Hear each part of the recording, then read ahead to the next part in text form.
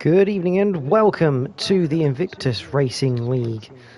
This is season 19 for IRL. We're on F1 24, the first season on the new game. And we start with the traditional opening race at the Bahrain Grand Prix in the desert. My name is JPH99 and joining me as always in the commentary box for this Tier 1 adventure, shall we say, is Bruce Lee Harding. Good evening, Bruce. How are you? Yeah, good evening, JPH. Yeah, I'm great, thanks. New season. Possibly some new winners. Who knows? It was dominated last season in Tier 1 by the Mercedes of Malc. But yeah, a few guys have made their way up from Tier 2 into Tier 1, and hopefully they can put a good showing on. After I think Lucas Blaha especially won Tier 2 last season, and he's now at the top tier. So yeah, really good to see the progression of these guys, and a few new names too. Yeah, absolutely. Obviously, a slightly smaller grid to usual. So as we go through the season, especially from the next round, we are expecting more drivers to be around.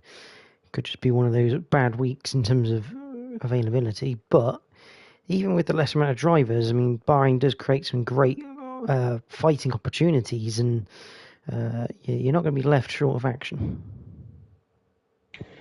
No, exactly. There's always normally quite a bit of overtaking into turn one. We noticed last night there was quite a lot of low grip around this circuit, based on what we experienced last night in Tier 2. So the opportunity for a few driver errors as well, which can potentially bunch the pack up and keep everyone on their toes to the end.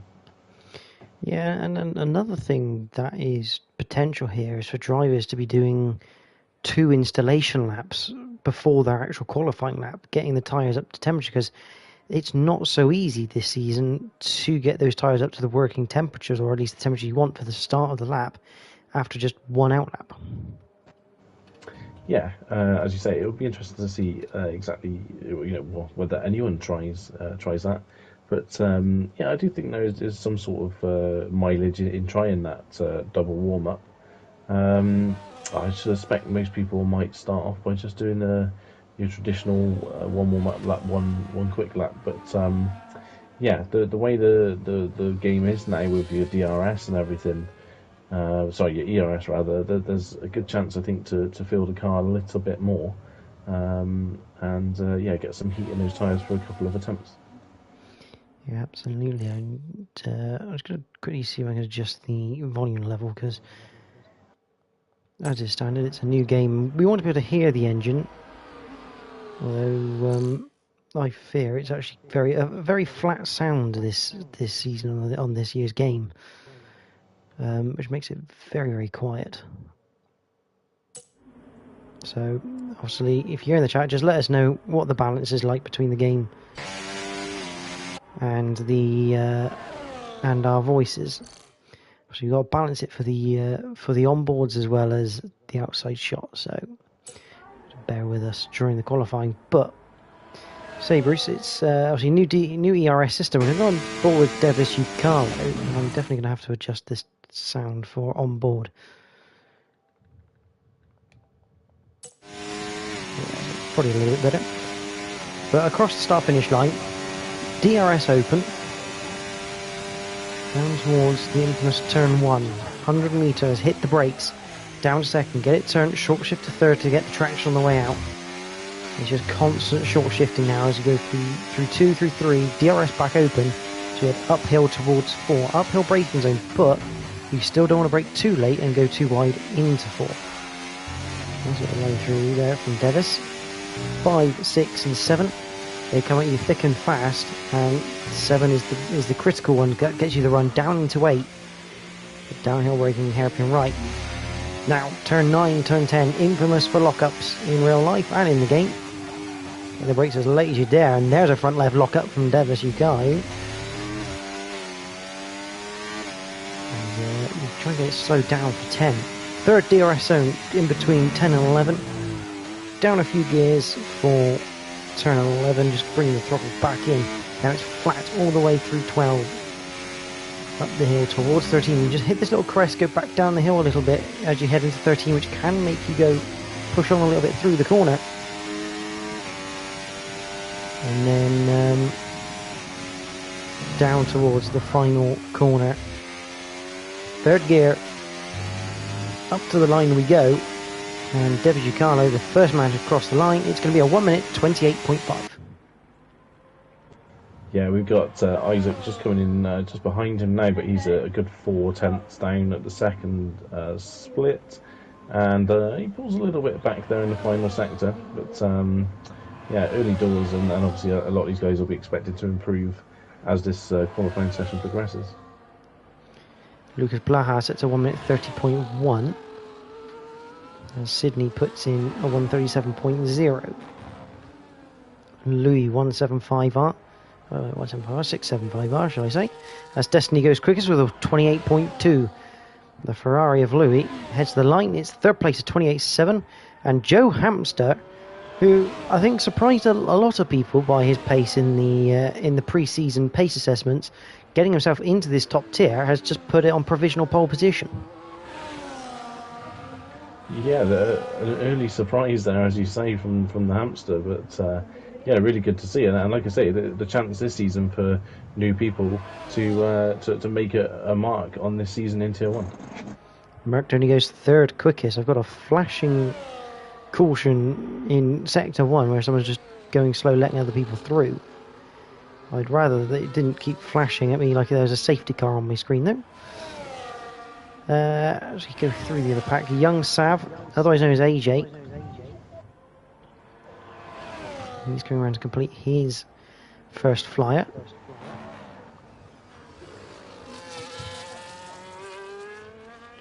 Through the final corner with the McLaren up to the line. So 28.6, so 5th place for now.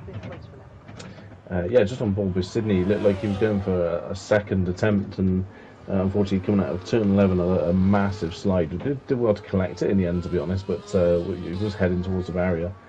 Managed to gather it up, and he survives to get some new boots on and have another go in a few minutes. We've got Lebedev one, who is in the Alpine tonight.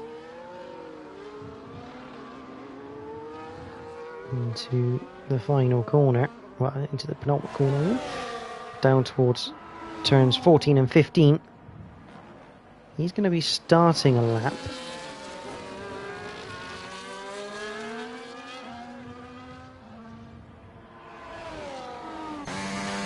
On board with the Alpine, you can see the notable engine note difference between this and the Mercedes-powered Williams we were on board with earlier.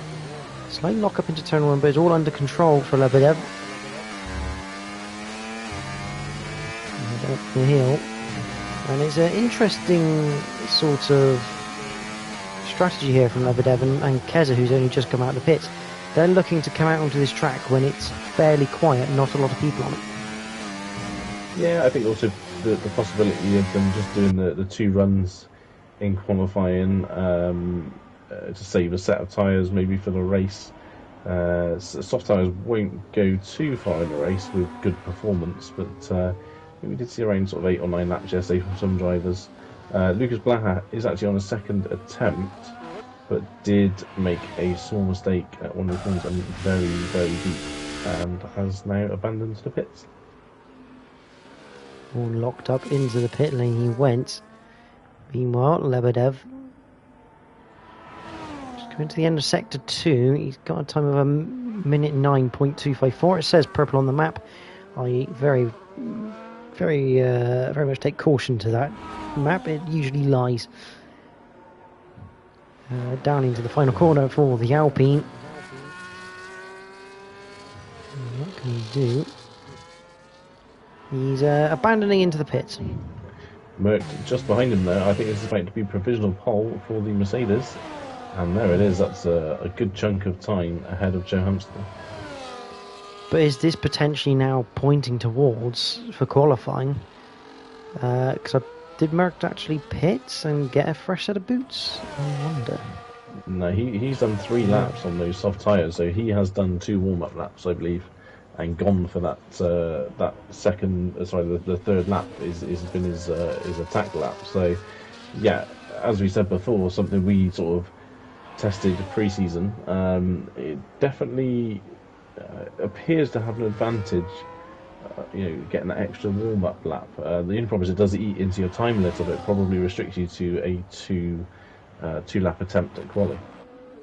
But I mean, in theory, you could effectively go 2 flying laps here because, as you know, if you leave your ERS on a hot lap, it doesn't deplete the whole lot. As Keza puts himself up into 4th place in the Sauber.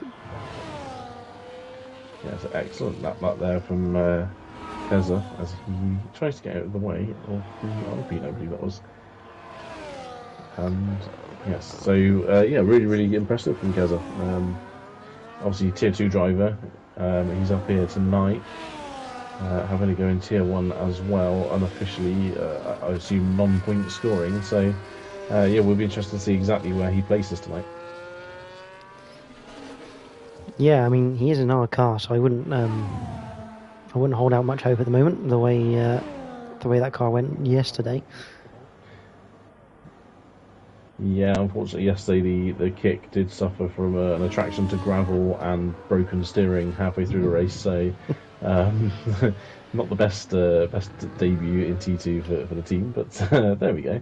These things happen. But yeah, no, very impressive. Obviously, it's equal performance anyway, so it's as quick as a Red Bull anyway, for all intents and purposes tonight. But yeah, really good.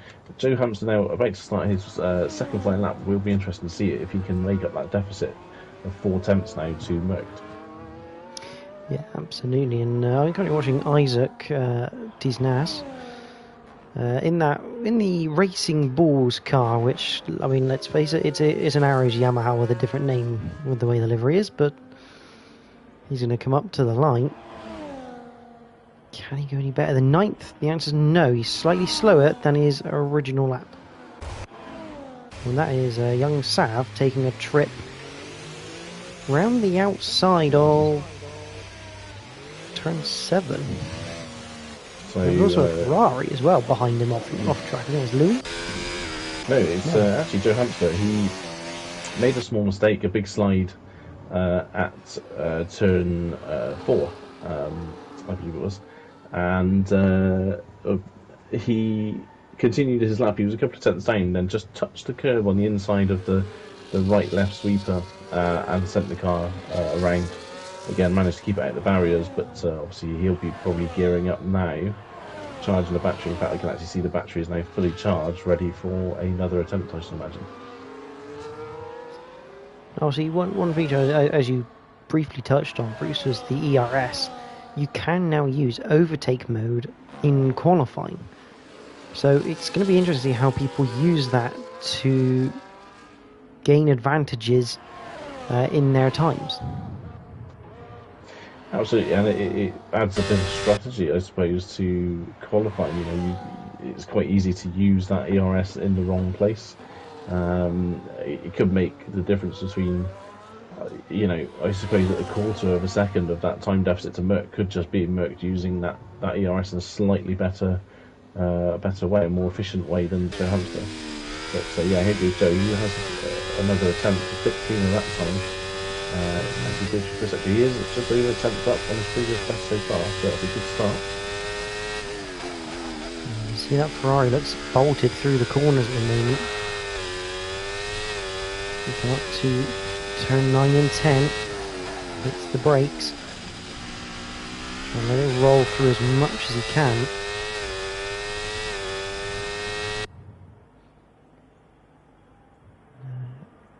Comes up through into 11 and 12.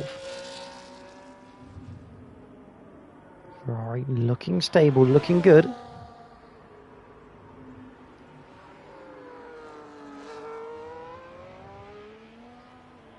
Now down to the final couple of corners.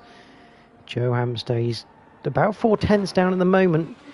Can he get in? I mean, even if he gets within a tenth and a half of Merckx, I think he'll have to say that's a good effort. He's going to come in the pits, and I'm going to suggest that potentially he ran out of deployment on the lap, because that is the only other problem with having the overtake mode on qualifying, is that you have to do some form of management to make sure you still have some deployment left, because you can only deploy so much energy during the lap. Yeah, possible. I mean, I think maybe he thought, you know, I'm not going to make up that place, not make a massive. As his teammate now, Louis goes up to second provisionally, so front row start for Louis as it stands at the moment with just 4 minutes to go. But yeah, I mean, potentially he just felt he didn't quite get that right, and he'll have another go now when he goes for his final run. Also, Lebedev did actually try and start a flying lap, but he overshot the first turn. So again, I assume he's now, in fact, yeah, he has got 100% ERS, so he's recharged, ready for another attempt. Let's see if he goes for that. No, he's going to cut the corner, which will invalidate his next lap. There we go. And he's going to come into the pits. I mean, the thing is, we assume they're going to go for another lap, but that is if they've got enough fuel for another lap. That is true, I guess. Yeah, that is a factor that is brought into it. Joe Hampson now leaves the pits, I believe.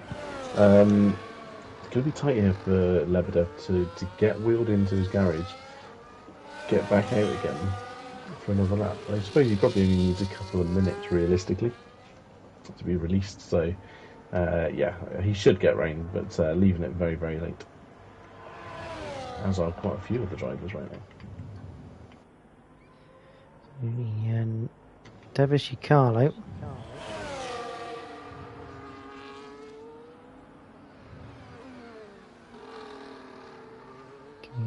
Through turn 9 and 10. Xerox, I would drop the car audio by a couple, but the problem is that just makes the spectator, the actual noise from the cars passing by, even quieter, and it's on a PlayStation it's not the easiest. For some bizarre reason they can't seem to get the outside car audio to be as good as the onboard audio, so unfortunately we have to make a little bit of make do with the sound. But the Williams currently in 8th place.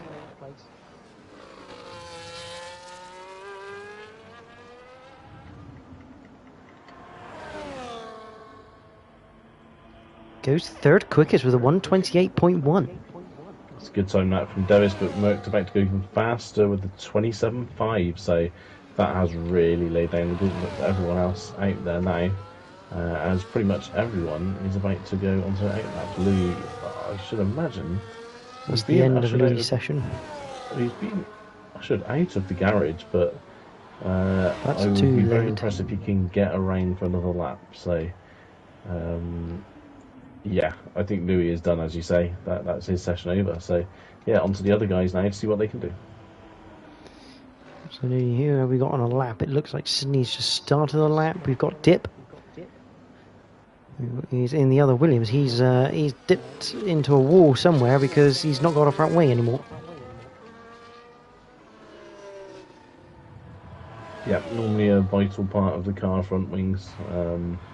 Can make you go very fast in a straight line. It's just the turning is maybe a little bit of an issue.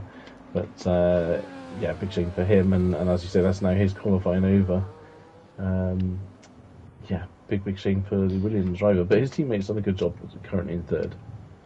Meanwhile, Sydney is, I think, at the end of his qualifying, because he's not using the battery. Joe Hamster is 0.16 down at this point. He's also not using the battery. Well, they might both get back round to get another lap in. Just. I wonder if a few people have been listening, perhaps, to the stream for the double lap warm-up, potentially. Yeah, they're going to make it. So yeah, here we go. It'll be interesting to see if this makes a big difference. Close, but I don't think he's going to be quite close enough. Not with 5 seconds on the clock. That is the end of Louis' qualifying. Luckily, there is no one behind him. It does happen at the end of the lap, because we've had it before when the AI takes control when you're halfway around a lap and people are still qualifying. So a little bit lucky there for Louis, because you are held accountable for your AI's actions. Indeed. Joe Hamster is a quarter of a second up at the first sector.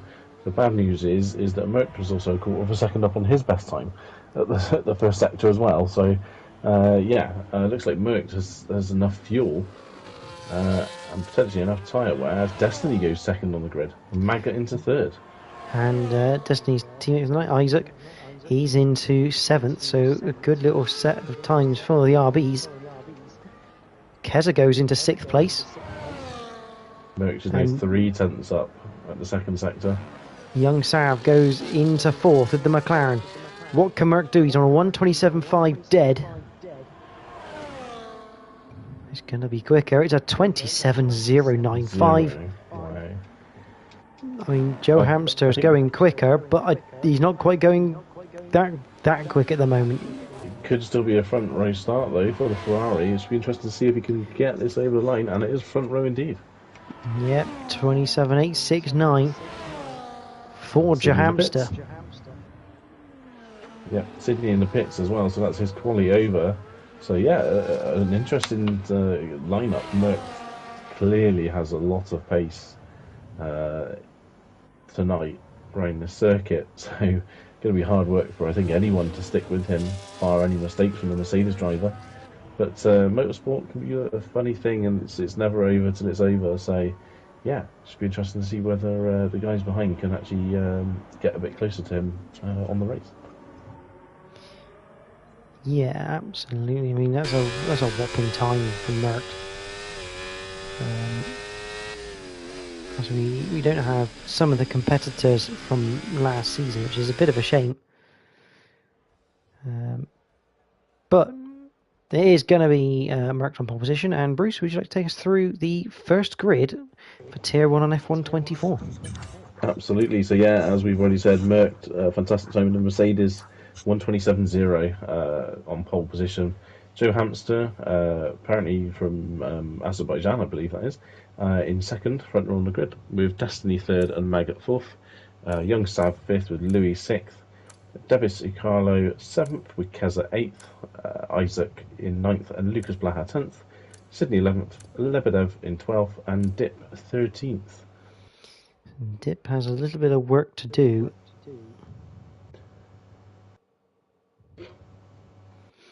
From the back, and Merck. What's going to happen at the front? Will he hold on to that top spot? And it's going to be interesting to see what strategies everyone picks. Absolutely. I mean, the game itself suggests some pretty wild strategies. I think we saw quite a lot of two-stops last night, didn't we? Yeah, got a mixture of 2 and 1s. Yeah, I think the one-stop strategy does work, but the game suggests about a 45-stop strategy, which is a little bit strange. Many stints appearing on the suggested strategy.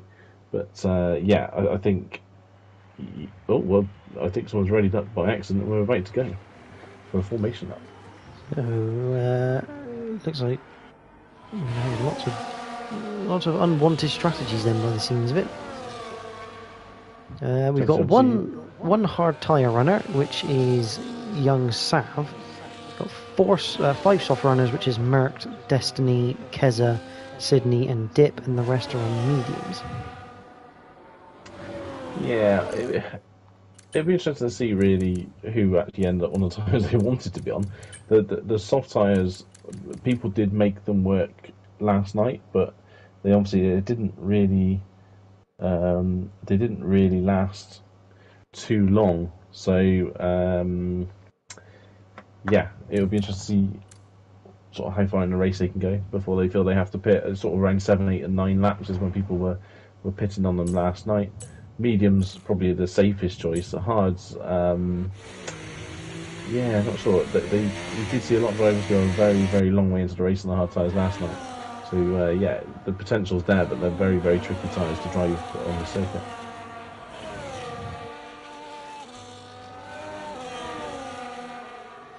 Yeah, it's going to be interesting to see how everyone goes.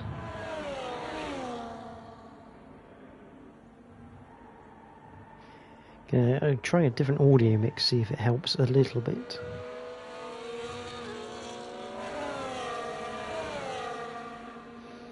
Another thing to look out for tonight on this as well is I've noticed, from my own personal point of view anyway, that the starts are a bit trickier to get right. So it'll be interesting to see who's been practicing them, as we see the kick saber of Keza taking avoiding action under the formation lap. But yeah, the starts can be quite tricky.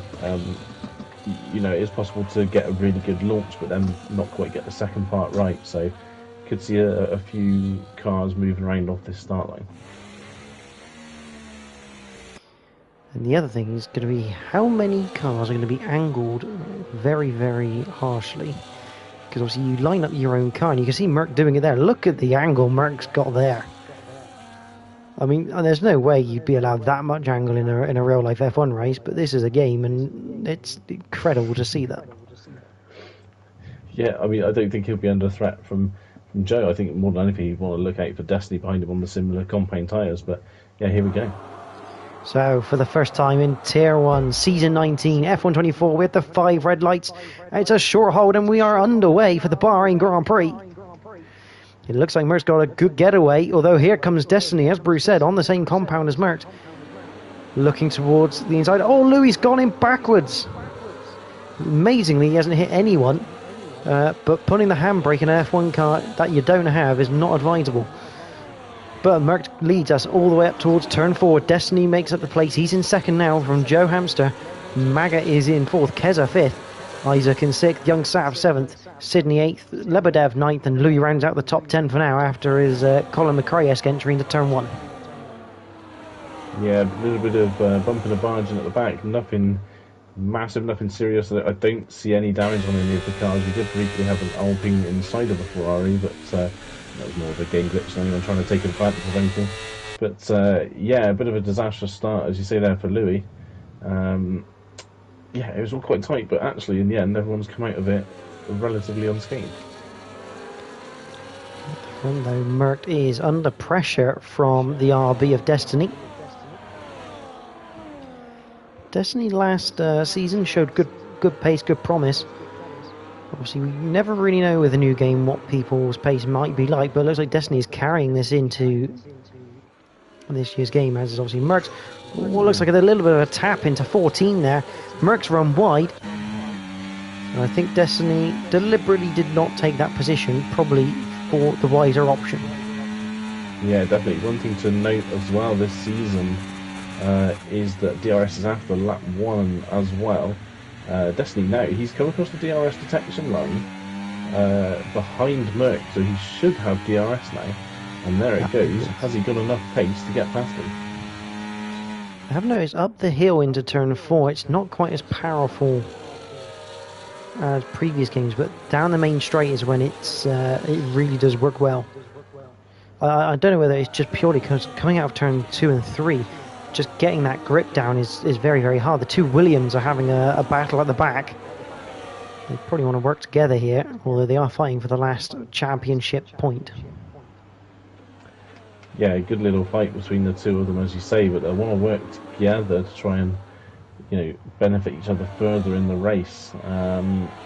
Yeah, all very much line astern at the moment. Really, the main battle, other than that, I think Louis having a look at Lebedev at the moment, but other than that, it is that battle at the front with Destiny and Merc. And I think if Destiny can stick this close to Merc going into the final corner, he could also overtake the lead from the RB driver. We're on board with Louis at the moment as we stare at the back of the Alpine of Lebedev. He's got a good run, but I mean, you're going to want to make sure that he's probably behind. He's going to go in front, and he's going to give up that DRS. Meanwhile, Keza's on the back of Joe. Will Destiny? Keza's now in front of Joe. Destiny to the inside of Merc. A lovely move from the RB. And if he's timed that right, he might get DRS up here, and he does. Yeah, really, really good, clever thinking. They're all a little bit loose into the corner there from Destiny, though. Holds on to it. Keza up to 3rd place in the kick. He's kicking along quite nicely in the green machine. Meanwhile, Louis round the outside of Lebedev through 6. Gets the inside for 7. Lebedev still there for 8 though. It's great battling between the Ferrari and the Alpine. It looks like Louis should have that cover now into 9 and 10. Oh, has a little bit of a twitch on the entry to 10, but it's not big enough to cause too much issue. Oh, there's a big slide from Lucas Blaha in the background. He tries to get the power down onto the straight with the third DRS zone of the lap. Just like to say a really good effort from, I may have cursed this a bit now, but really good effort from young Sav on those hard tyres. He stick into the tail end of the group in front of him. Did, however, just have a bit of a slide out of turn 11, which I think has cost him DRS now. But, you know, he's got the guys behind him on the mediums. Big slide to spin, and he's into the wall, I think. I think he may have just avoided the wall there, Sydney. Yeah, he has avoided the wall, but very lucky to do so. Whilst that was happening, Merck has retaken the lead with the use of DRS into turn 1. And he's got unbelievable grip through 2 and 3. And Destiny now finds himself a half a second behind. Meanwhile, Bruce is probably watching the Louis battle. No, it was Sydney recovering from his moment at the last corner. He's coming to turn 1, and he's got a Williams either side of him, and they've both kind of just sandwiched him in the middle. And luckily, it was all wheel-to-wheel contact, and again, no damage caused. But yeah, not the best. Got a spin of Maggot. So the Aston Martin, as we have got a hell of a battle going on here for 7th, 8th, 9th, 10th, 11th and 12th. Just this train of 6 cars. Oh, it's a little bit wide that from Sydney into 10, but he gets it recovered nicely. Yeah, I'm sure at the start of the lap, Louis was in 10th. At turn 1, he was in 10th place, so he's made 3 places since turn 1.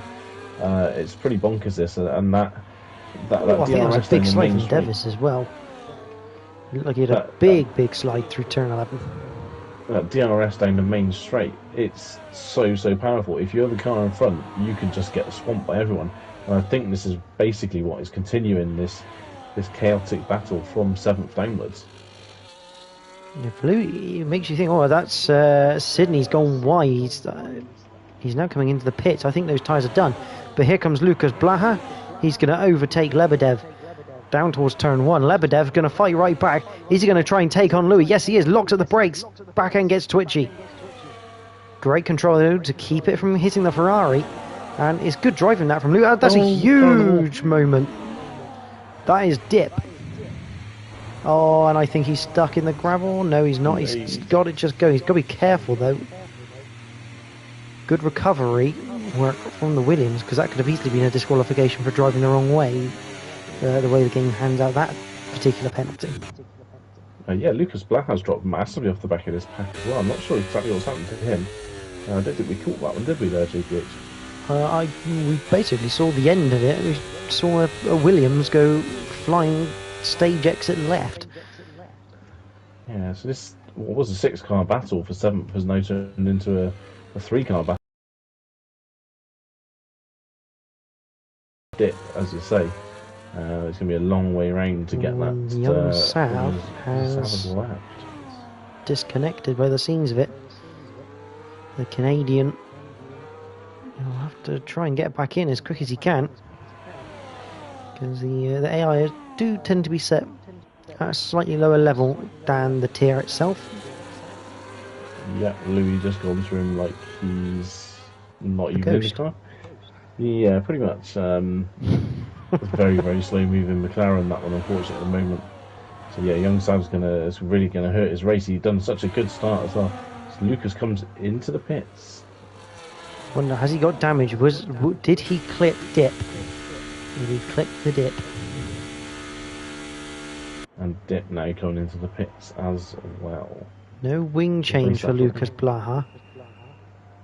But I do wonder, potentially, if he has spun, the tyres will degrade quite quickly, as Joe Hamster around the outside of Keza into 8.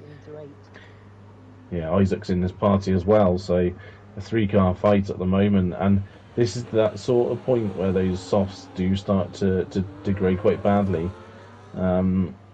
it would be interesting if Keza maybe now uses this opportunity to come in and undercut some people, and maybe come in for, if you fancy a two-stop, coming in for some mediums, or potentially trying the hards, which we know the wear rate on the hards is good, but unfortunately, obviously, that comes with the fact they don't grip great. So, it's obviously whether you feel you can take those hards enough and not lose that pit stop, that time's worth of pit stop.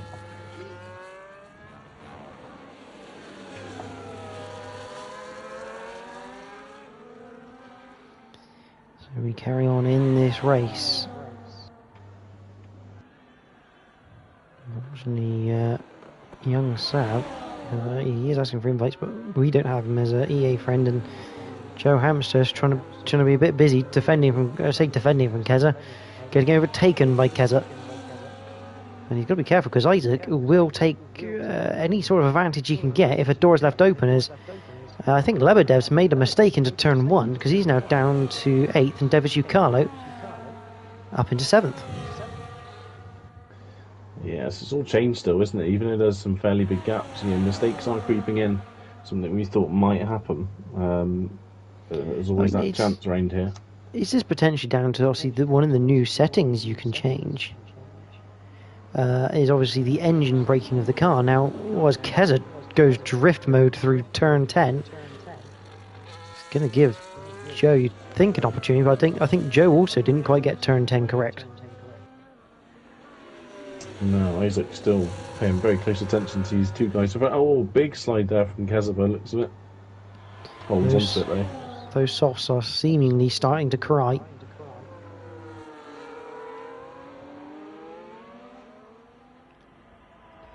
And they head down towards the final couple of corners. But yeah, one of the settings you can now change is the engine braking, and I wonder if you have that too violent or like too high, where maybe that's the cause of these drivers having these twitches as they come off of the brakes, or even onto the brakes. As Joe Hampson makes an easy overtake with the DRS. Destiny is in the pits. And on to a second set of softs, so he is two-stopping in this race. Yeah, so, yeah, I'm not surprised, to be honest. I think the two-stop probably is quicker. I think it's more like Mert will probably have the opportunity to do the one-stop, and comes Keza up to second once again. Still this fight going on with Joe Hamster and Isaac. Seems to be chopping and changing. Joe now in third. Got the close attention of Isaac behind him, and Isaac could... No, he backs out of that one. Probably a sensible choice there. Yeah, the RB thinking better of it. I mean, it was close between Keza and Joe through turn 4.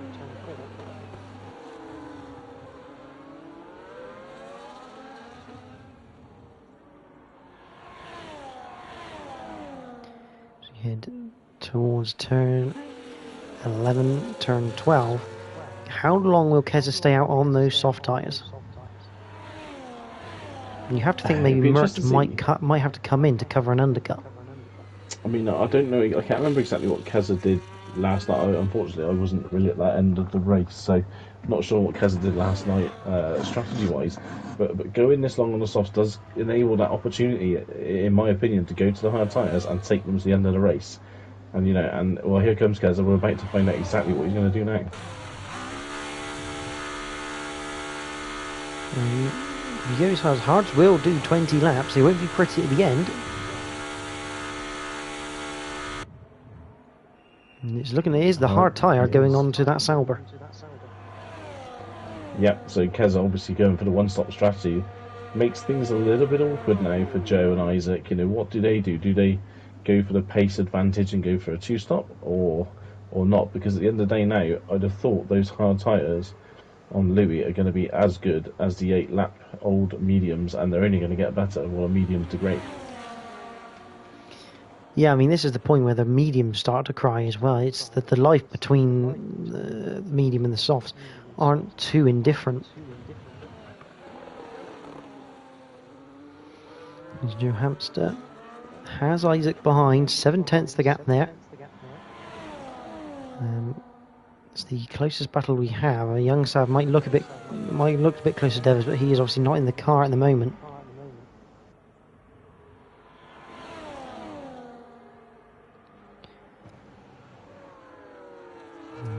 Hamster. And what's he going to do?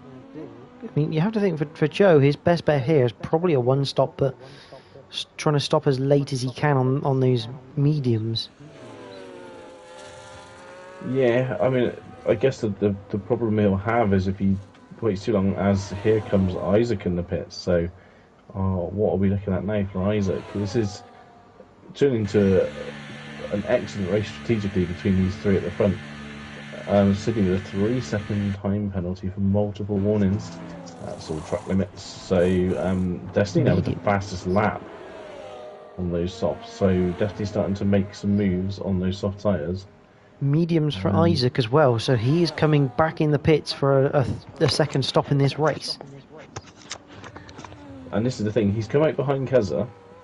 We're pretty sure that Keza is going to take those hard tyres in the race.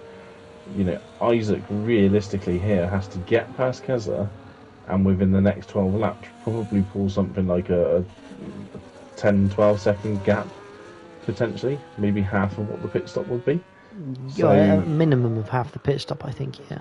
Yeah, so it'd be interesting to see. Obviously, I suspect Isaac will finish on the soft tyres, so he's going to have insane pace towards the end of the race compared to those old tyres from Keza. But yeah, this is going to make it very awkward now for Joe, the last of those trio to make that pit stop.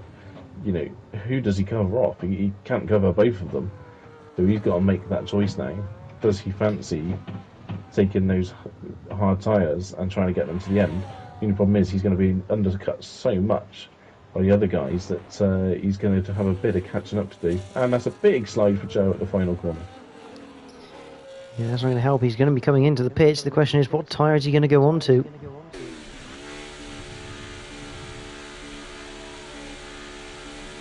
That looks like hard tyres in the Ferrari mechanic's hands. It is the hard tyres. So this is looking like a one-stop strategy by Joe.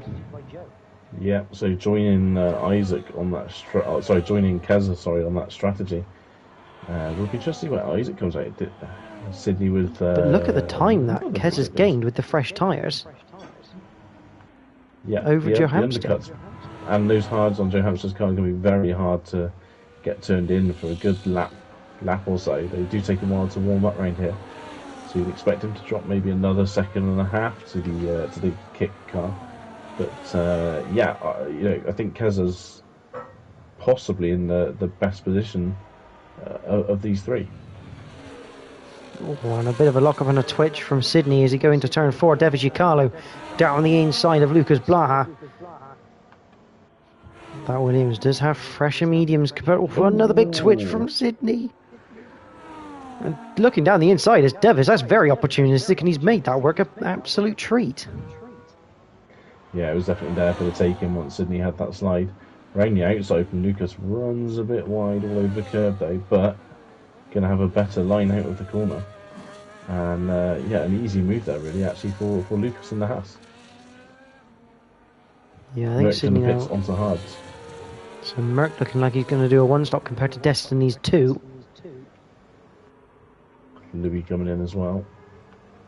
Question is, what's the difference in time between Destiny and Merck? Merck's coming out of the pits now. He will come out ahead, but he's got to go through that tyre warm-up phase. And you can see, you look at Joe Hamster, he's 2.3 behind Isaac at the moment. Showing that cycle of heating. And you have to think Destiny now, he has to pounce, but those softs are already not going to be enjoying the ride.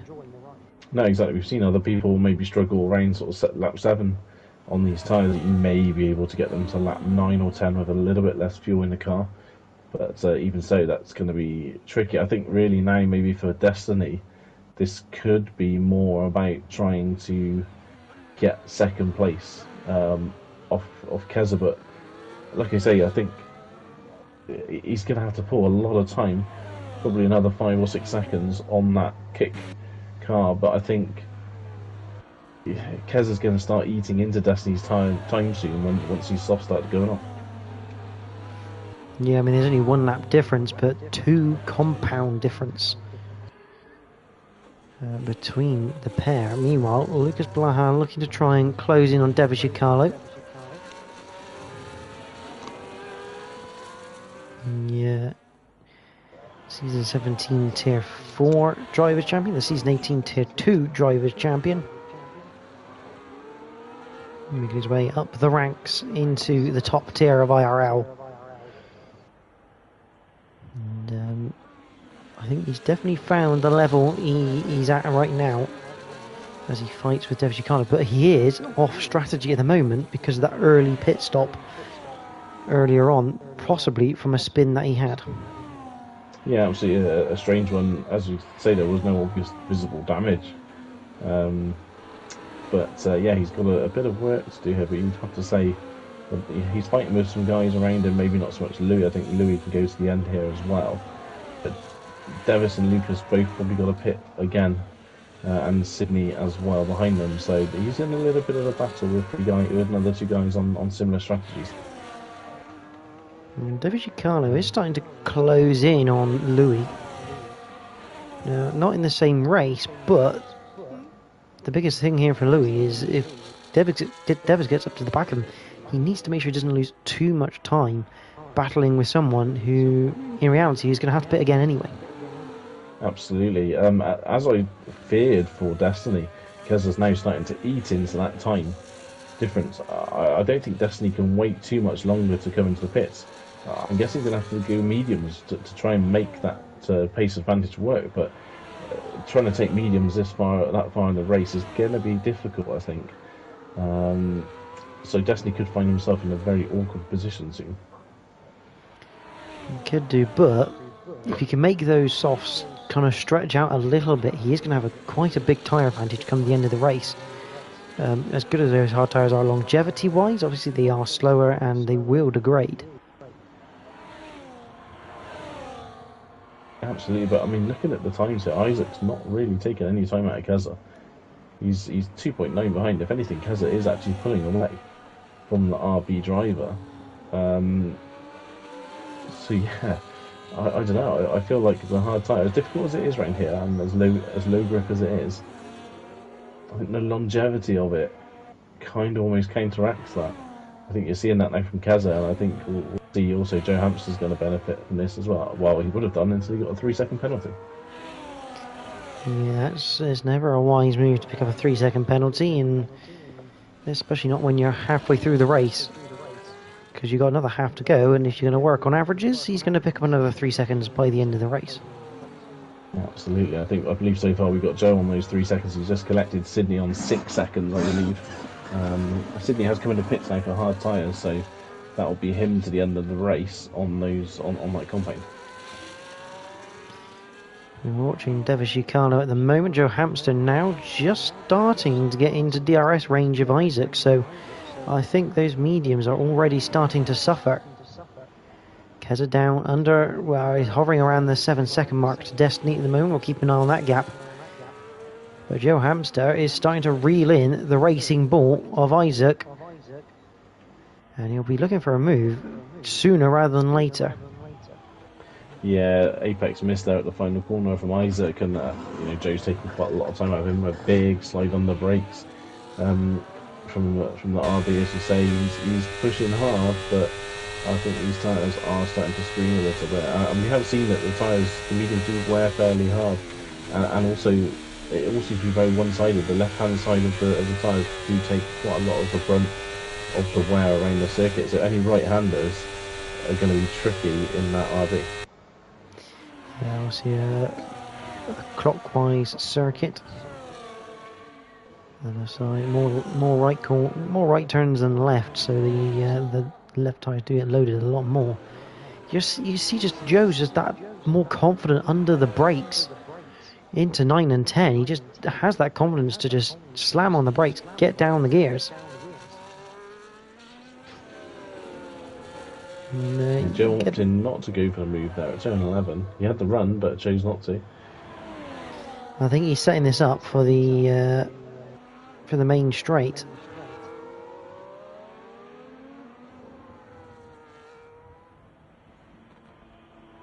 So yeah, ducks out a little bit, but obviously I don't think he has any intention, as you say.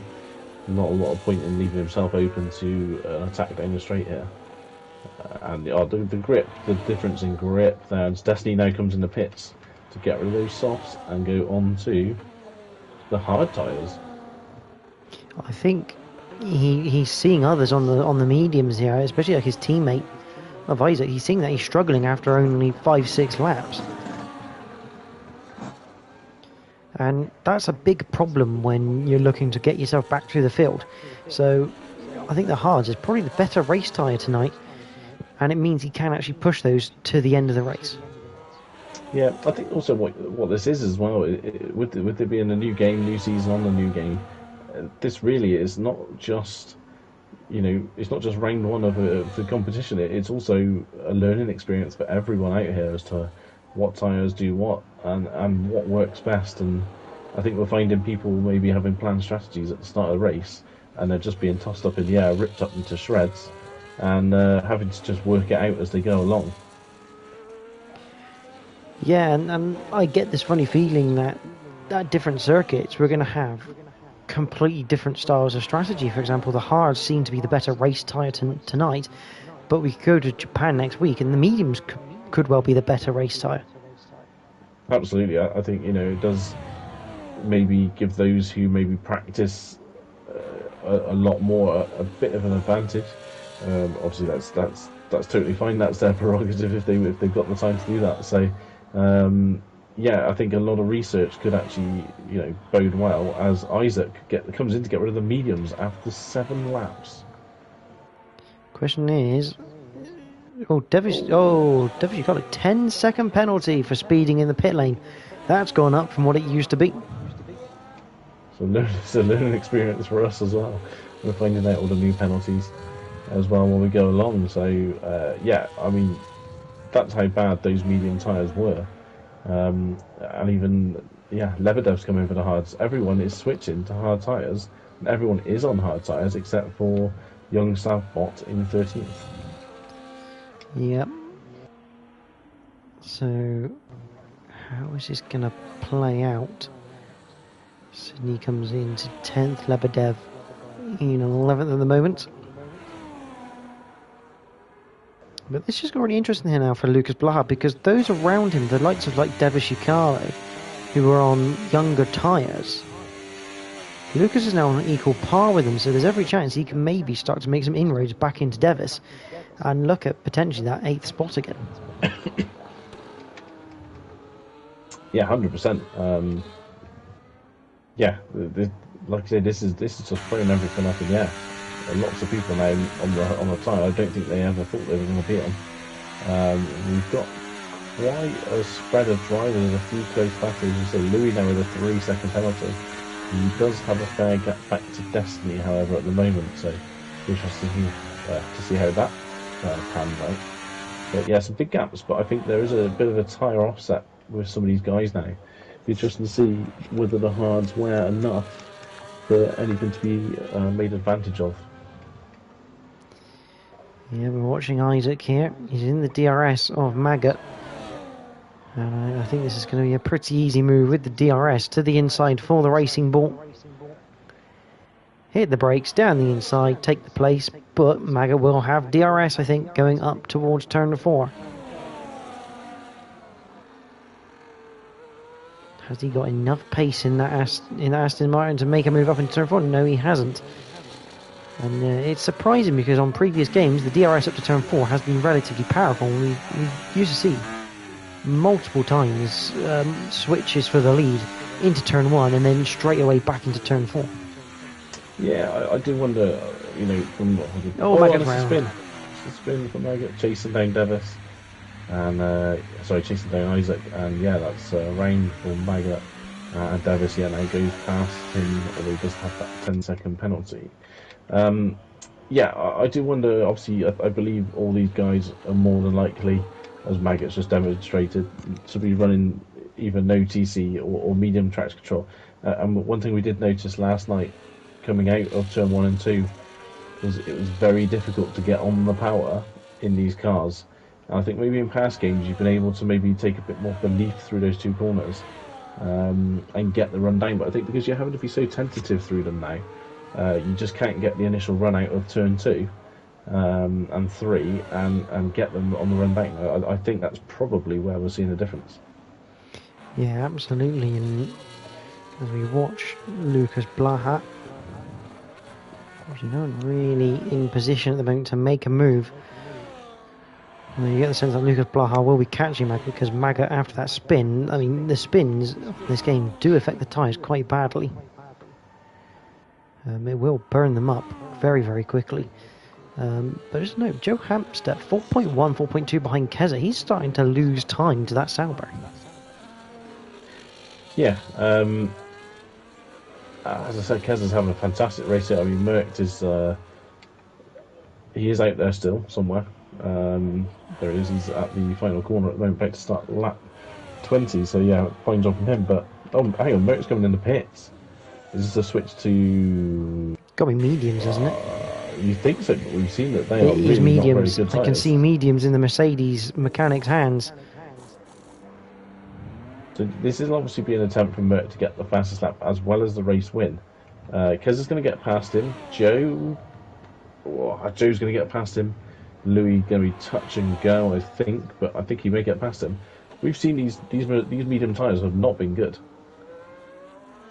No, they've not laps. lasted. So this will be interesting to see what Merckx can do on them, whether he can make them do what he needs them to do to the end of this race. We've seen Merckx do this before, put himself in a interesting position just to try and get that fastest lap. It's paid off sometimes, and a couple of times it's not paid off. So it makes it more exciting for us and everyone watching, I guess. Yeah, and it definitely shows that Destiny's strategy here of going soft, and then hard really has not paid off. He hasn't made the inroads that were needed to really even get close to it. No, 100%. I believe Keza and Joe, I think, have nailed it with the one-stop strat, going for the medium to the hards. I think it just puts you in a better position compared to the others. As you say, the two-stop strategy guys are a long way back at the moment, and in the end, they've ended up on the same compound tyre, where they'd have actually preferred to be on a faster tyre. Yeah, I mean, Keza started on those soft tyres, didn't he? He started on the softs, took took them to lap 9, and then came in the pits. So, mega stint there as Lucas Blaha with a bit of DRS does make an overtake here into turn 11, and here comes Merckx. Joe, probably wisely, not even bothering to really defend that one. Maybe going to try and use Merckx as a bit of a tow hook and try and follow him up to the back of Keza.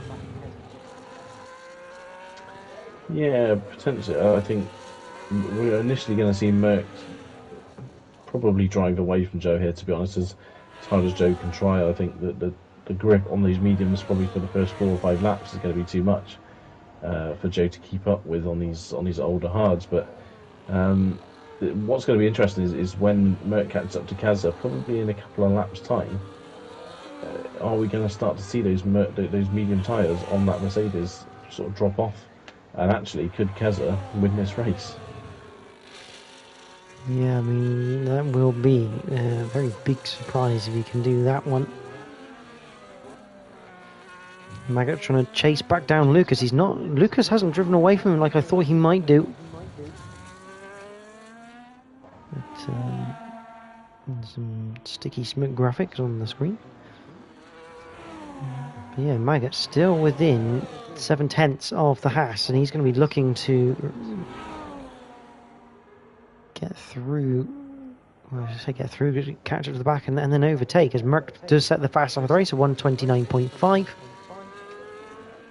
and he's now 1.5 seconds behind the leading Sauber. So I think that's unlikely to be beaten unless Dip possibly comes in for some softs towards the end if he feels he's not going to catch Lebedev. But I think that fastest that will stand for Merckx now. It's just a case of whether he can retake this lead and keep it after. You feel Dip probably ought to come in the pits and do that, because I think he's not going to catch Lebedev. There's too much tyre difference there. And being in 12th, he will get the fastest lap point, because the points in IRL do go down to 12th place. Yeah, absolutely. Yeah, everyone, as long as they finish the race, we've seen a few attempts at people to try and not finish the race. Yeah, as long as everyone that is still going round under their own power finishes tonight, they're all scoring points. So, and it's nice to get that off your back as well, to not be sat on 0 points for too long. Yeah, you definitely don't want to sit on 0 for too long. I mean, it's only a 12-round season, so every point really does count in your championship. And Keza now has Merc for company, and you know Merc isn't going to go for the move into the final corner. He'll have a look, try and fake Keza out, but you all know this is where he's going to make the move down this main straight with the DRS.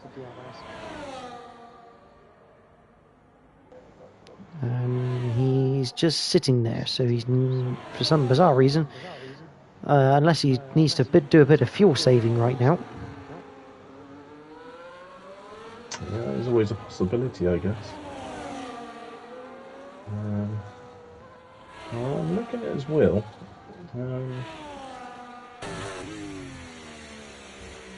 He looks positive on the fuel delta. He's okay, yeah. It doesn't look like he's in trouble. But maybe he's just recharging the battery or something for another attempt at getting another improving that fastest lap. Who knows? Who knows what's going on in the mind of Merc right now? Only Merc will know what's going on in the mind of Merc.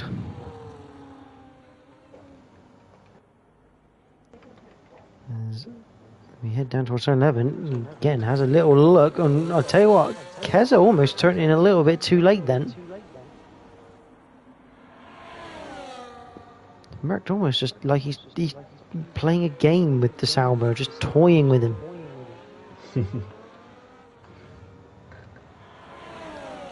Ultimately, Keza's not losing time to Joe Hamster because he's not defending the fresh air that Merc is presenting.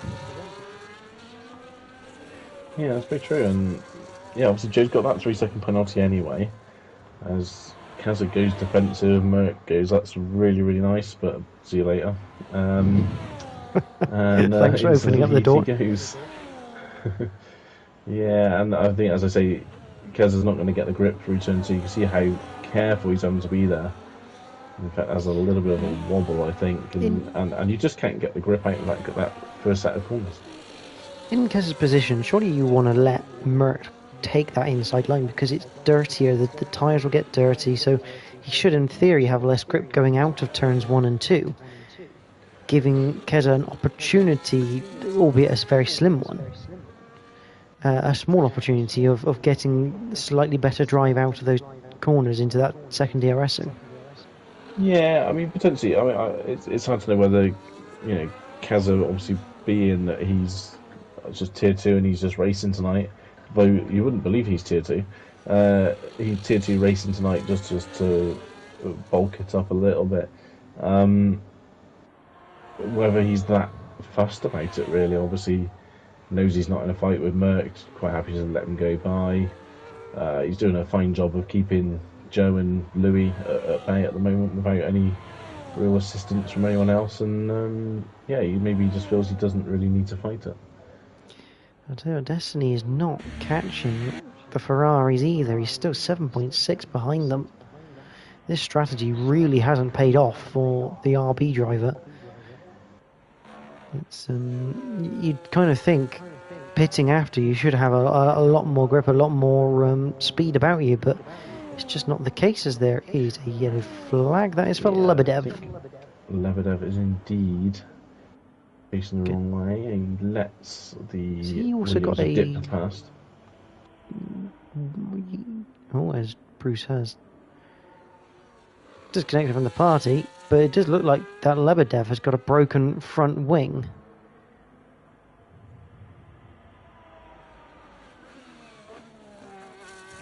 He's lost a lot of that front wing, actually. There's some planes missing, I think.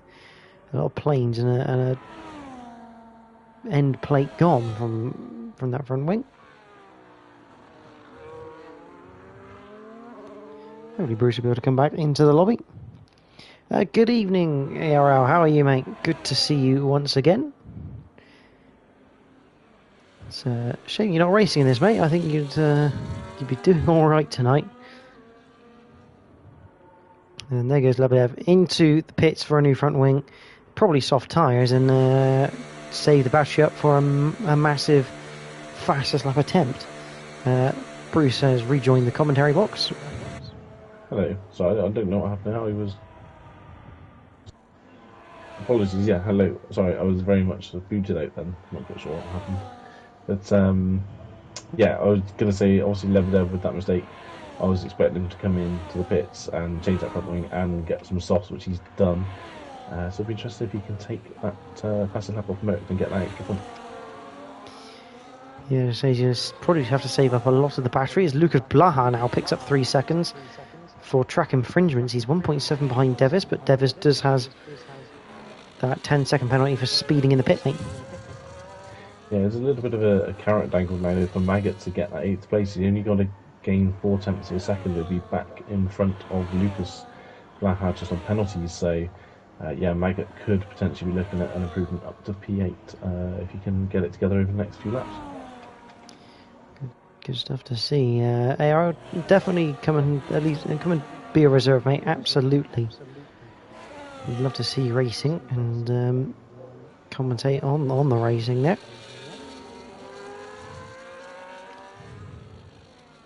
Yeah, it's incredible to see how, you know, Isaac was in that 3-car fight at the front with Keza and Joe, and yeah, this strategy has just backfired massively, hasn't it, for the RB driver? Both RB drivers have ended up in a position where, you know, the start of the race, we would never have seen them in this position at all. No, I mean, is this going to start setting a precedent for the rest of the season where the game will probably suggest 2-stopping? Because let's face it, the tyres, the actual wear percentage is quite harsh at times. But is this going to set a precedent that maybe 1-stops are the way forward? Yeah, potentially. I think a lot depends on the pit lane length of.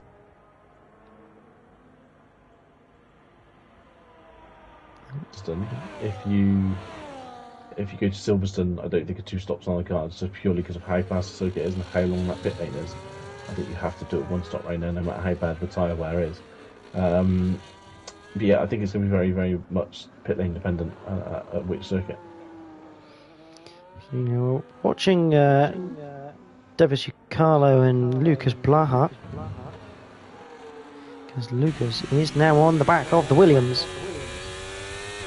You see how tentative he is on the throttle through 2 and 3.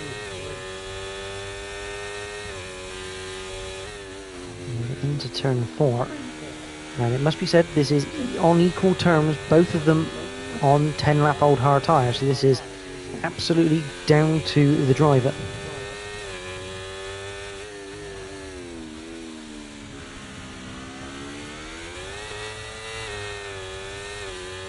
Yeah, I think Lucas, if he can, I mean, he's likely to get the 7th place purely on the penalties, but if he can get the 7th place, I think he'll be fairly happy with that.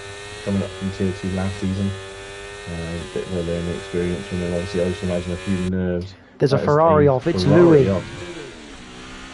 Oh, and you have to say that wasn't an ideal rejoin from Louis there. No, that was very interesting, as that is, I think, is that Lebedev coming up the middle? That is Lebedev, and Lebedev has to be careful here because he cannot do that. Yeah. That is very much against regulation. You are not allowed to deliberately ghost through a car, whether you're a back marker,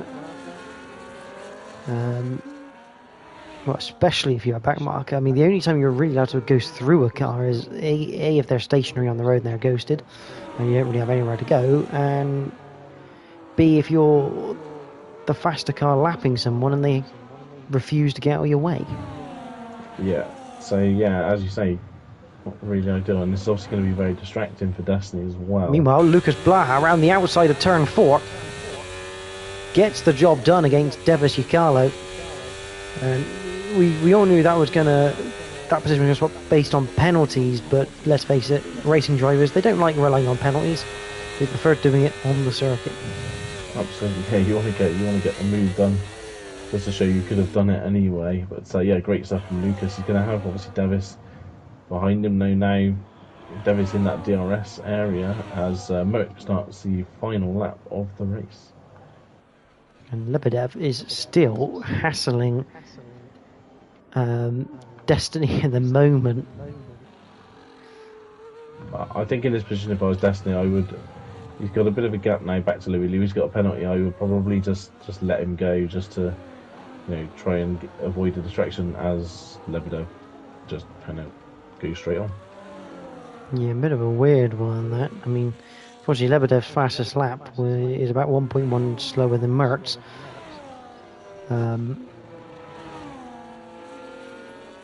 So that idea hasn't really worked out. As Devis Yukalo side by side with Lucas Blaha down into turn 1.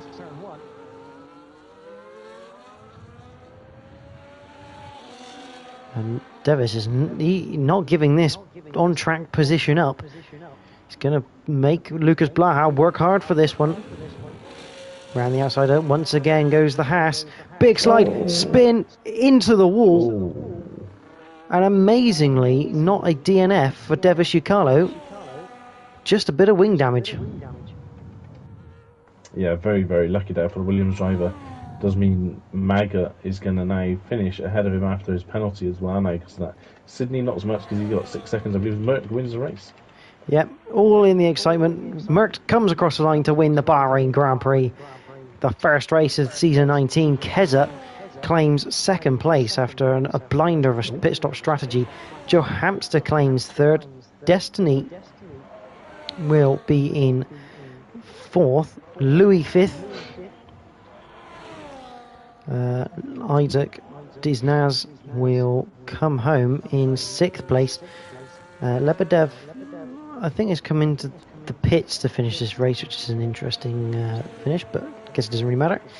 He'll pick up 12th. Isaac in 6th. Lucas Blaha will get 7th in the end.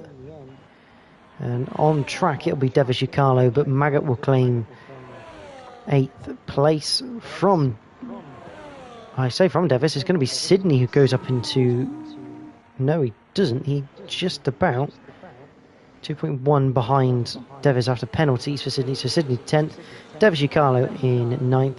And Dip, well, he had that mistake early on, never really recovered. But it is 2 points on the board for the Williams. Yeah, fair play to Dip. He's kept going. He hasn't given up. And, rewarded with a couple of points.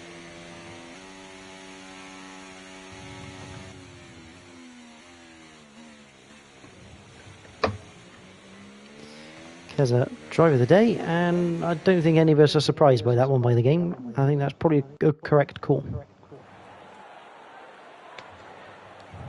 Yeah, I think so. He's surprised quite a few people there, to be honest. I think, very well deserved, very well driven, strategically perfect. I think,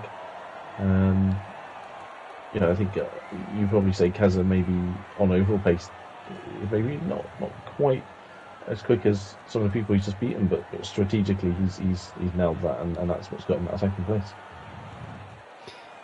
Yeah, absolutely. I mean, the strategy paid off, and it seems like round Bahrain, even though you get the tyre deg, it doesn't really seem to give you that everlasting advantage around here, which is not ideal. But Bruce, take us through the first set of provisional results for the season. Absolutely. So yeah, converting his pole position to win is Merck in the Mercedes, with Keza fantastic 8th on the grid to 2nd in the race. Joe Hamster 3rd, Destiny 4th, Louis 5th with Isaac 6th, Lucas Blaha 7th, Maga 8th, Devis Yukalo 9th with Sydney 10th, Dip in 11th, Lebedev 12th, and Young Sav technically a non-finisher due to being in bot mode. Yes. Yeah. Now, we're going to try and get at least Mercked in.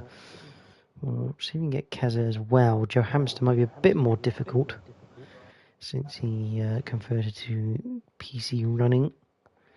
So bear with us just a minute as we try and get people into the party chat.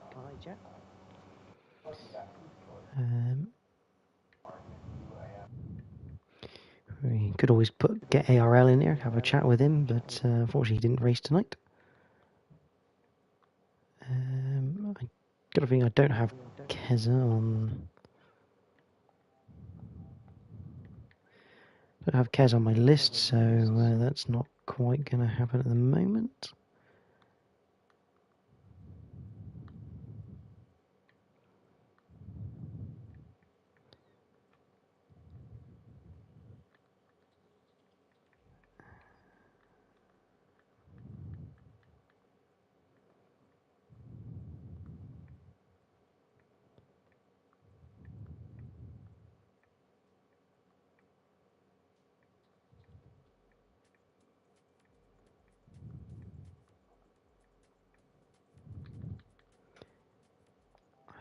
That is merked.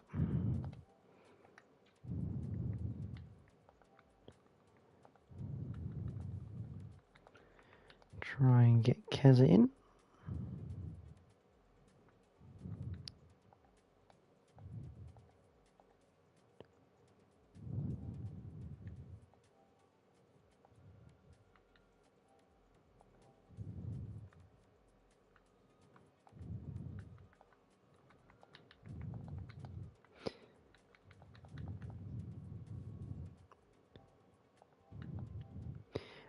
Bruce, you just put out a quick message to Keza and Mert about joining the party and just see if Joe's got the capability to.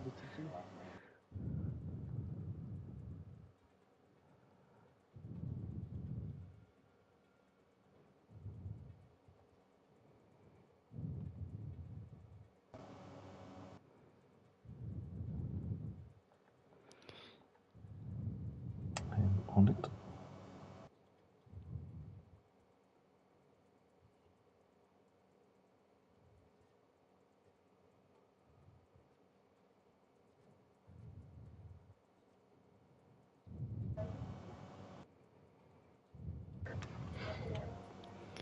So we do have Keza in.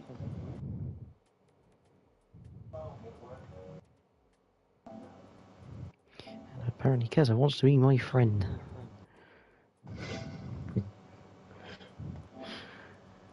I'll deal with that afterwards, I think. I'm pretty certain. I'm just going to double check with Mercked, actually. I've definitely added him in correctly. Yeah, Joe is saying he can't. Oh no, hang on, he's saying actually. Well, I mean, I don't see any reason. Try something. He might download the PlayStation app because he still has a PlayStation account. It's the way Mercked actually joins our parties. He actually has a.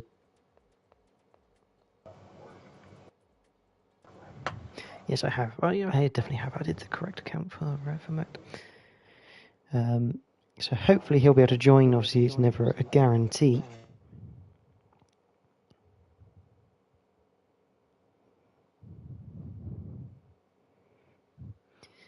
And what I might quickly do actually is I might add in Joe's PlayStation account.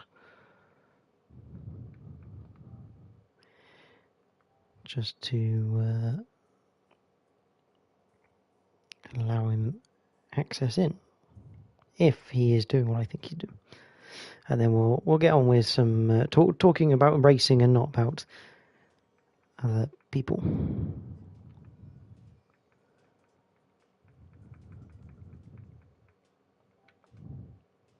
Yeah, we'll try that one.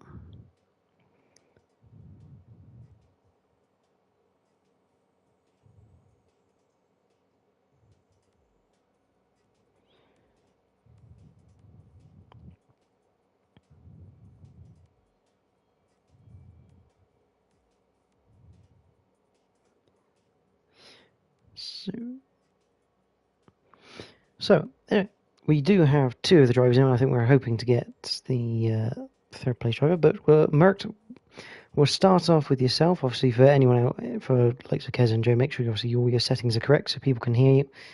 And if you're watching the stream, do let us know if you can't hear them, and we can tell them off.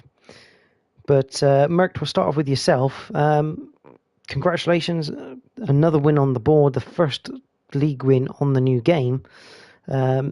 You're basically just kind of starting off where you left. Yeah, it's good start to the season. I did mess up on the strategy at the start. I was meant to start on mediums. But yeah, no, pace was good. Better than I think I was expecting, to be honest, especially compared to the others. But yeah, no, it was a good race and yeah, good start to the season. Absolutely. I mean, your strategy was you came in quite late for some medium tyres. Was your strategy originally a one stop and then you changed it to a two, or was it always going to have two stops in it? I would have gone for the one stop, but I saw I kind of had the gap to be able to go for fastest lap to gain that extra point. So I made it into a two stop instead. Absolutely. Bruce, you have any questions for Merck? Yeah, well done on the win tonight. Obviously, good start to the season. Heading to Suzuka next week. Do you feel this Suzuka's a circuit that you can continue tonight's form and get a win again? Yeah, obviously, yeah, I hope to win every race, and so yeah, I'll try my best. But yeah, Suzuka isn't one of my favourite of tracks, but I think it should be a good race. Hopefully, the attendance is going to be a bit better next week as well, and yeah, hopefully all round it just should be a bit better for everyone. Yeah, obviously a few new faces in Tier 1 this season. I mean, was there anyone that potentially surprised you with the pace that they possessed tonight? And is there a few more drivers tonight that you think, as the season develops, can probably start to really attack you during the races throughout the season? Because obviously last season we saw you start off really strong and everyone started to catch you up near the end. Do you feel that this season's going to go that sort of same way?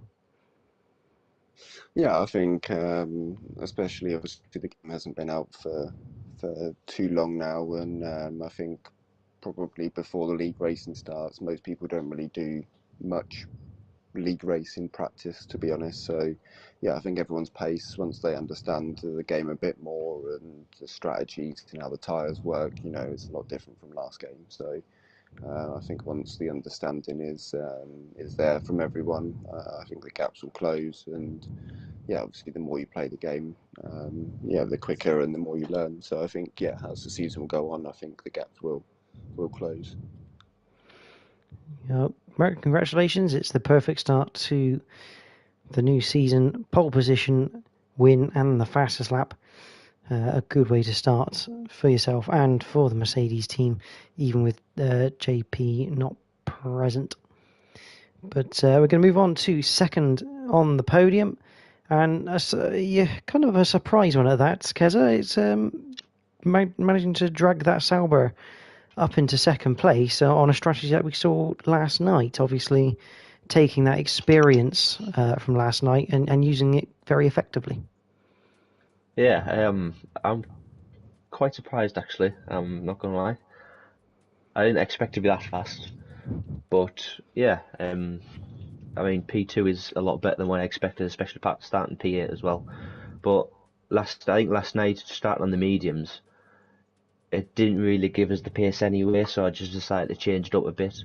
But the hards didn't. I mean, the softs around lap 5 or 6 started sliding. I don't know if you could see on the stream, but I think Joe, seen being behind me, that I was sliding quite a lot into the sort of tight corners, into the slow speed corners. But yeah, the hard stint was perfect. I couldn't have asked for anything better, really. I mean, obviously, with the pace that you had, how much do you think of that came from sort of last night's running? Because obviously people can practice, but in reality you never really get that sort of race experience until you hit the race in your tier. How much of that experience last night do you think contributed to the pace that you had tonight, knowing what sort of grip you were going to have at each individual stage of the stints? Yeah, I mean, it definitely put us at me at me at an advantage. Uh, Knowing that the mediums weren't probably the best tyre to go on either first or the second stint. But yeah, I mean, just having that knowledge about like what grip I'm going to have at like certain times in the race, and it does definitely make a difference. Yeah.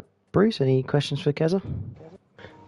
Yeah, obviously you've just touched on the experience that you had last night, and that obviously has helped you tonight. Do you think we need to start a petition for Keza to Tier 1 just yet, or do you think it purely was just that experience? We'll see. I think Joe's already put me as reserve, so yeah, there you go. There's your answer for that question. Obviously, the start of the race, we saw Louis immediately kind of pull a handbrake into the corner. Obviously, you avoided all of that. You managed to make your way up through. We got to the end of the race, and obviously, yourself being the first one ready to pit out of that sort of top group of cars, were you expecting Joe to probably be catching you at the end of the race? Because it looked like Joe was struggling to catch you. It was almost like somehow you managed to almost keep your tyres in such a nice shape that you had almost like similar grip to him. Yeah, to be fair, I expected him to sort of at least gain 2 or 3 seconds, considering I think he pitted about 4 laps later than what I did, so he definitely should have had a lot more pace in the tyres. But yeah, I mean, the hard tyres, to be fair, didn't make that much of a difference with where I think I was. My lap times at the end of the race were quite similar to what I was lapping at the start of the stint anyway. But yeah, I mean, once Joe got that 3 seconds, I could sort of like relax a little bit, not have to concentrate as much, but obviously still keep in the mindset that, I definitely need to keep the gap. Well, congratulations, Keza. Second place tonight. Good start for your Tier 1 career. Thank you. We'll move on to the hamster that is Joe. Third place, congratulations. Your first race in Tier 1, your first podium in Tier 1. And let's start off in qualifying with that first lap. I mean, we weren't quite expecting you to be looking at provisional pole after the first run. Obviously, time was developed, but that must have been a real confidence booster going through qualifying and into the race. Yeah, I honestly had absolutely no idea how that happened. As people were setting times, I was like, oh, well, that's pretty quick. I ain't getting anywhere near that. And I went over the line, I was like, oh, shit, hang on. I've gone quicker. And then I saw Merc time, and I was like, something's not right here. And I expected to fall down further than I did. But wasn't to be. Absolutely. Obviously, you had a fairly strong start and a big battle with Keza and Isaac. I mean, you guys were basically swapping positions all the time. I mean, quite an intense battle, and in reality, it was probably great fun to be in the middle of, wasn't it? I think it was frustrating more than anything. Keza just didn't have the grip in the corners, but he had so much more straight line speed than me. I struggled to get past him, and when I could, I just couldn't pull away. As for the other guy, I mean, he did a 2-stop for some reason, so he dropped out in the end. Yeah, Bruce, you have any questions for Joe? Yeah, well done on the podium. Obviously, you and Louis were running line astern there towards the end of the race, but Louis had that mistake at the end, which dropped him unfortunately behind Destiny. But still, you must be pretty pleased with the start for the team in the manufacturers. I'm pretty sure that will probably have you guys now leading the points. I think it puts us a point behind Merc in the Constructors' Championship because he got 26 and we... Well, actually, no, it's not 25, is it? I'm pretty sure, though, it put us a point behind him, but still not a bad start. But obviously, some of the faster guys didn't race this week, and then everyone else went for a 2-stop, which was really what gifted me this podium. So I'm not really reading too much into it and just see how the rest of the weeks go. In terms of like the end of the race, obviously, in reality, what changed the complexion of that race was the differing strategies, as you say. Obviously, Isaac went for the 2-stop. Obviously, Keza went in earlier than you did, got the undercut to work really nicely. What were your tyres like at the end of that hard stint? Because, as we say to Keza, we were expecting you to be quicker than him at that kind of near the end as the race developed on through there, but it just didn't seem to happen. I think my hard tyres were only at like 35%, so not really much performance loss, and I don't think the performance loss on the hard is really very much anyway. So like Keza said, his tyres didn't really wear much more than mine did, and even though they did, I don't think it really cost much delta time. So, although he pit in earlier for an undercut, seems to be a lot stronger this year for that exact reason. Well, Joe, congratulations on third place tonight, and again for all the podium runners, a fantastic start to their seasons in Tier 1. Also, a bit of breaking news. It sounds like ARL is going to come back to reserve as well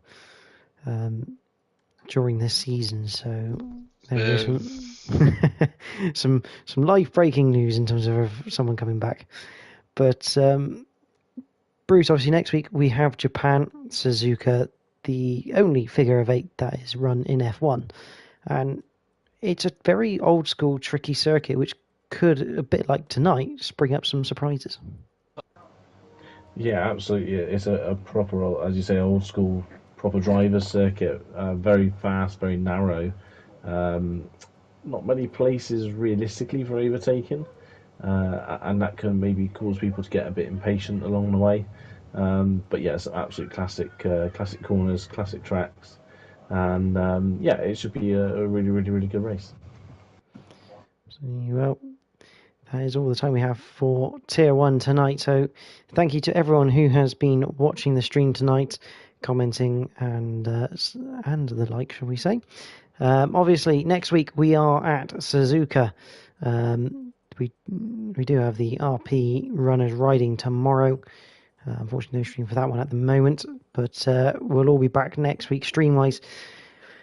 Next Tuesday, Joe Hamster, the podium runner tonight, and JP 911 will be there for Tier 2 from Japan next week, and me and Bruce will be back on the Wednesday for Tier 1, so we hope to see you all there next week.